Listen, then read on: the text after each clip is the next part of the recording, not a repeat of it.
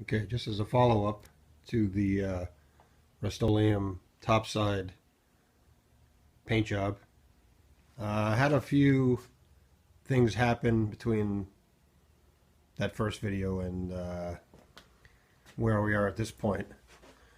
I tried to spray it with the mix that I was talking about, which I believe was 5 parts Rustoleum, 2 parts acetone, and the 0.3 of the hardener. My little gun, the little Harbor Freight thing, I don't have enough experience with it, and it couldn't shoot it out. It shot it out, but it was the paint was so heavy that it sagged terribly. And as I mentioned in the first video, I'm really pressed for time.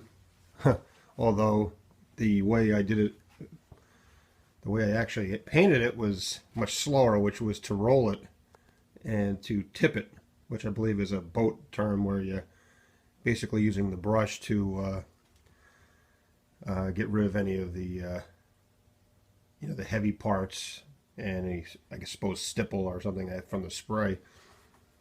But the topside paint itself is so heavy with solids that I really couldn't, it just didn't want to spray. I was going to get another gun when that was off my compressor, but I said, you know what, let me just try it this way. So basically, the other thing is when you're thinning the Rustoleum out, even though that was the original mix, you weren't really thinning it out too much. The more you thin these paints out, the less gloss you have and the more coat you have to put on.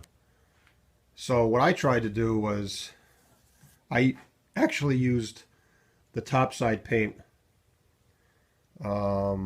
straight up, and I thinned it out with something that I have used for years, which was Penetrol. And if you the out of the can, which I have right here,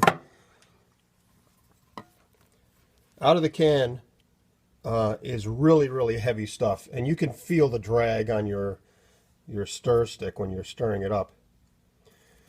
And you do it by, I guess I've been doing this for years in the trades, but you add enough of this Penetrol where it starts to loosen up, where you can actually feel like you can put it on. I know it's really hard to explain, but the Penetrol actually thins it, but it also takes away a lot of the brush marks that you have, because when you roll it on, you're doing a section at a time, and then you're brushing it all out. And it takes away, when it sets up, it levels the paint out and allows it to set up with minimal brush marks. I mean, this is not perfect by any stretch. I haven't even sanded it out yet, but I'm going to sand it out with 1000 grit, and I'm going to give it another coat. But I just wanted, the gloss is unbelievable with this topside paint. It's just, and yeah, you're going to get, I got some dust in there, and not terrible, but it's a 97, heck. But I just wanted you to see that I tried to spray it. I would have liked to have sprayed it. I set up to spray it, but when I put it on, it sprayed it all right, but it just started to sag. So I decided to use the top side. I did put a little bit of hardener in, mixed it into the mix, because I still do want it to harden up, although the top side itself might have some kind of a hardener in it because it's meant for boats. I mean, obviously it's not going to be typical Rustoleum. Even when it sets up, it can be a little bit soft. But so I just wanted to show you this, and I'm going to sand it now with 1000 grit and then give it another coat, and then but you can see there's ripples in it and stuff, but I'm going to try to sand all this stuff out. But I'm very happy with the way it came out for $15 a quart.